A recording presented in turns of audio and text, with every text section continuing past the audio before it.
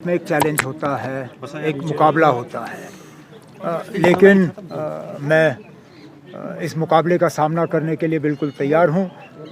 तंजीम ने मुझे हिदायत दी इलेक्शन लड़ने की और मैं मैदान में उतर जाऊँगा।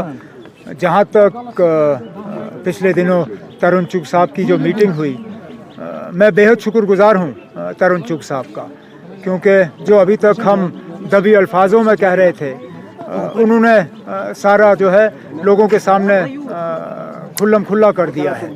और अब तो ये साबित हुआ है कि चाहे वो पीपल्स कॉन्फ्रेंस हो, चाहे अपनी पार्टी हो, वो बीजेपी के ही इशारों पर काम कर रहे हैं। इसलिए मैंने शुरू में ही, जब प्रेस कॉन्फ्रेंस की शुरुआत में मैंने कहा कि मेरा मुकाबला जो है किसी एक इंडिविजुअल से नहीं है, फ़र्द से नहीं है।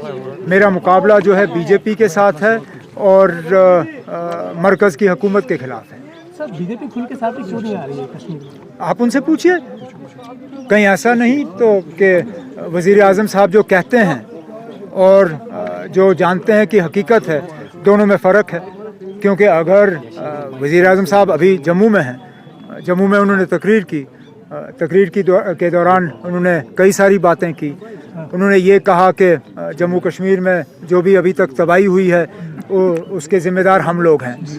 मैं एक सेकंड के लिए इस बात को छोड़ देता हूं अलग कि 3000 से ज़्यादा नेशनल कॉन्फ्रेंस के जो हैं वर्कर, नेशनल कॉन्फ्रेंस के मेरे सीनियर साथी, वो कुर्बान हुए इस मिलिटेंसी के दौरान। वो इसलिए कुर्बान हुए क्योंकि हमने मुल्क का साथ नहीं छोड़ा। हमने अगर जम्मू कश्मीर की तबाही करनी होती तो मेरे 3,500 4,000 साथी जो हैं वो कुर्बान नहीं होते। मेरे इतने सारे साथी इसलिए कुर्बान हुए क्योंकि हमने मुल्क का साथ नहीं छोड़ा। लेकिन चलिए उस चीज़ को एक मिनट के लिए भूल जाते हैं हम। अगर वाकई जो वज़ीर आज़म साहब कहते हैं और वो समझते हैं कि ये सही है कि यहाँ की तबाही के ज़िम्मेदार हम हैं, यहाँ तरक्की नहीं हुई तो उसके ज़िम्मेदार हम हैं। 2019 के बाद लोग बेहद खुश हैं। 2019 के बाद लोगों ने तरक्की देखी, लोगों ने रोज़गार देखा, लोगों को अंधेरे से निकाल के एक रोशनी की तरफ वो ले गए। तो उम्मीदवार उतारे ना मैदान में। बीजेपी का उम्मीदवार क्यों नहीं उतर रहा है? तरुण चुग साहब को पीपल्स कॉन्फ्रेंस या अपनी पार्टी की मदद लेने की ज़रूरत क्यों? वो पीछे से क्यों रस्सी लगाम पकड़े हुए हैं? मैदान में उतारे अपनी तीनों उम्मीदवार। हम भी देखें कि वज़ीर आज़म साहब की तकरीर में कितना दम है और क्या वाकई ज़मीनी सतह पे उसका कोई नामो निशान है या नहीं है। सर, आर्टिकल की मनसूखी के बाद पीएचडी वजूद में आया था, जो स्टेटहुड की बात कर रहा था, इलेक्शंस की बात कर रहा था, लेकिन जब इलेक्शंस हो रहे हैं तो पीएचडी ठंडी पड़ती हुई नजर क्यों आ रही है? पीएचडी कभी इलेक्शन के लिए नहीं बनी थी। हम कम से कम, मैं नेशनल कॉन्फ्रेंस की बात करूं, हम नेशनल कॉन्फ्रेंस वाले पीएचडी में सीटों के लिए नहीं आए थे। हम पीएचडी में आए थे एक बड़े मकसद को हासिल करने के लिए। अब अगर पीएचडी में कुछ लोगों ने शमूलियत की सीटों के लिए, तो ये सवाल आपको उनसे करना होगा। हम सीटों के लिए नहीं आए थे। हमने सीटों का जो है हमने पीएचडी को सीटों के मतलब बंटवारे का जो है एक ज़रिया नहीं बनाया। जहाँ तक पार्लियामेंट के इलेक्शन की बात अगर हम करें, देखिए ना, आपको डीडीसी के इलेक्शन याद हैं? मुझे तो अच्छी तरह से याद है। हमने डीडीसी के इलेक्शन में एक फार्मूला इख्तियार किया। फार्मूला के तहत हमने ये तय किया कि 2014 के जो असेंबली के नतीजे हैं, उन नताइज के बुनियाद पे हम डीडीसी के मैंडेट बांटेंगे। जहाँ पे पीडीपी या पीपल्स कॉन्फ्रेंस के एमएलए जीते थे, वहाँ पे डीडीसी के उम्मीदवार वो उतारेंगे। जहाँ नेशनल कॉन्फ्रेंस का उम्मीदवार जीता, वहाँ से नेशनल कॉन्फ्रेंस का जो है डीडीसी का उम्मीदवार उतरेगा। हमने पार्लियामेंट में भी वही फार्मूला इख्तियार किया।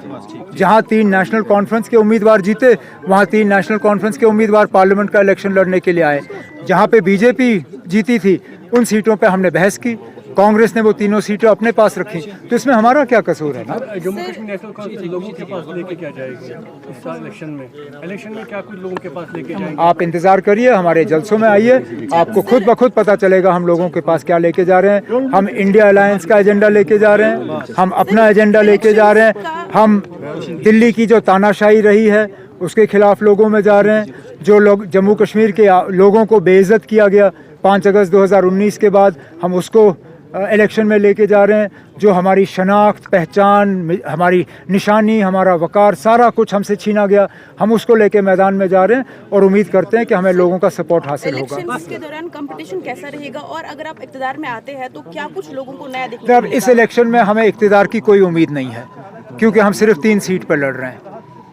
अगर अब पार्लियामेंट जो है वो 5 से ज़्यादा सीटों पे जो है वो तैनात होती है, हमारे 3 सीटों से इक़्तिदार में कोई ख़ास तब्दीली आएगी नहीं। इक़्तिदार वाली इलेक्शन जो है वो अगस्त सितंबर में होगी। उस दौरान आप मुझसे ये सवाल करिए, मैं इस सवाल का उस वक्त जवाब दे दूँगा।